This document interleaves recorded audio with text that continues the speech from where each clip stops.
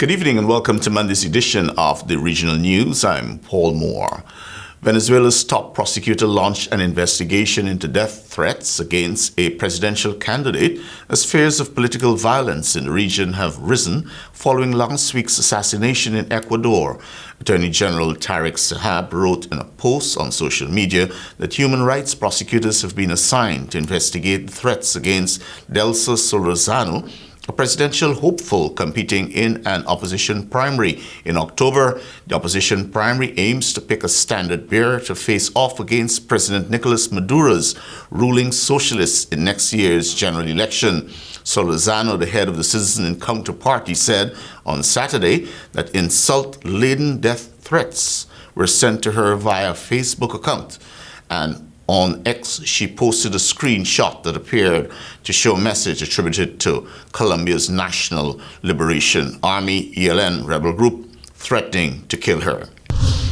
The Caribbean Development Bank, CDB, borrowing member countries, BMCs, will soon be able to prepare for response more effectively to emergency situations following approval of a US $750,000 grant to support the Caribbean Disaster Emergency Management Agency, SEDEMA, in coordinating emergency assistance.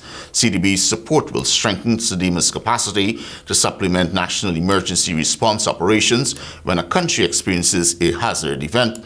Initiatives to be undertaken involve training of emergency response personnel, including social and gender experts, to work with national teams. SEDEMA will also facilitate greater technical support for national disaster management entities through development of country work programs. The assistance is timely, particularly in light of the 6th assessment report of the Intergovernmental Panel on Climate Change, published in 2022, which indicated that small island states are increasingly likely to be affected by the most intense tropical cyclones, storm surges, droughts, and changing precipitation patterns. The first methamphetamine laboratory in Trinidad and Tobago was located and dismantled by officers of the Special Branch following an extensive intelligence-led operation in partnership with the U.S. law enforcement agencies. Police say a search warrant executed at the residences South Park, San Fernando, by Special Branch officers around 6 a.m. on Thursday resulted in the discovery of components assembled in the form of a clandestine laboratory.